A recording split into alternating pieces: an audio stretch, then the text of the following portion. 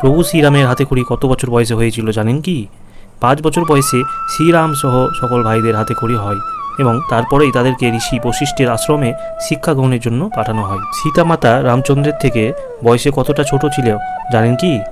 রামচন্দ্র যখন 7 বছরের হলেন তখন লক্ষ্মী দেবী সীতারূপে রাজা জনকের গৃহে জন্মালেন। হরিণ রূপধারী মায়াবী রাক্ষস মারীচের সঙ্গে শ্রীরাম, লক্ষ্মণ ও সীতা মাতার যে বনবাসকালে দেখা হয় তা আমরা অনেকেই জানি, কিন্তু বাল্যকালেও রাম লক্ষ্মণের সঙ্গে মারীচের দেখা হয়।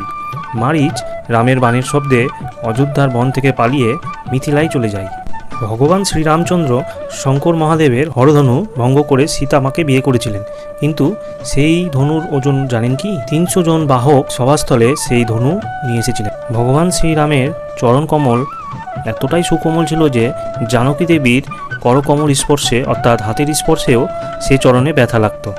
সেই সুকোমল চরণ যুগল দিয়ে যখন তিনি বন থেকে বনান্তরে ভ্রমণ করে ক্লান্ত হয়ে পড়তেন, তখন ভাই লক্ষ্মণ ও সেবক হনুমান সেই পদসেবা করতেন। সেতুবন্ধন করতে বিভিন্ন পশুসহ বানরেরা সাহায্য করেছিল, কিন্তু তার মধ্যে সবচেয়ে ছোট কোন প্রাণী ছিল যারা সেতুবন্ধন করতে সাহায্য করেছিল জানেন কি?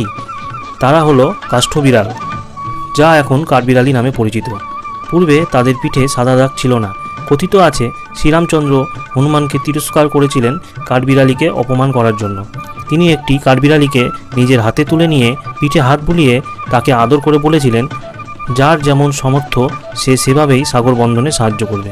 শ্রীরামচন্দ্র সীতাদেবীকে এত কষ্টে অর্জন করার পরেও কেন হারালেন জানেন কি?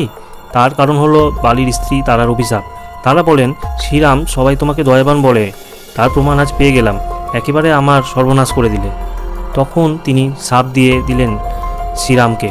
শ্রীরাম নিজের পরাক্রমে সীতা উদ্ধার করবেন, কিন্তু সীতা মাতা সর্বদা শেষ জীবন পর্যন্ত তার পাশে থাকবেন না, কিছুদিন থেকে স্বর্গে চলে যাবে। রামচন্দ্র দীর্ঘ 10 মাস পরে সীতাকে কাছে পেয়েও কেন খুশি হতে পারলেন না জানেন কি? কেন তার মনে সীতার অগ্নি পরীক্ষা নেবার ইচ্ছা হলো? এর পিছনে ছিল রাবণের স্ত্রী মন্দোদরীর অভিশাপ। তিনি দেবী সীতাকে অভিশাপ দিয়েছিলেন, আমার স্বামীকে হত্যা করিয়ে তুমি আনন্দে চলেছ স্বামীর সঙ্গে সাক্ষাতে, এই আনন্দ তোমার শীঘ্রই নিরানন্দ হয়ে যাবে। ভিডিওটি ভালো লেগে থাকলে লাইক, কমেন্ট ও সাবস্ক্রাইব করুন। আর সম্পূর্ণ ভিডিও দেখতে চ্যানেল নেমে ক্লিক করে চলে যান সরাসরি চ্যানেলটিতে, সেখানে আপনি এই ধরনের আরও ভিডিও পেয়ে যাবেন।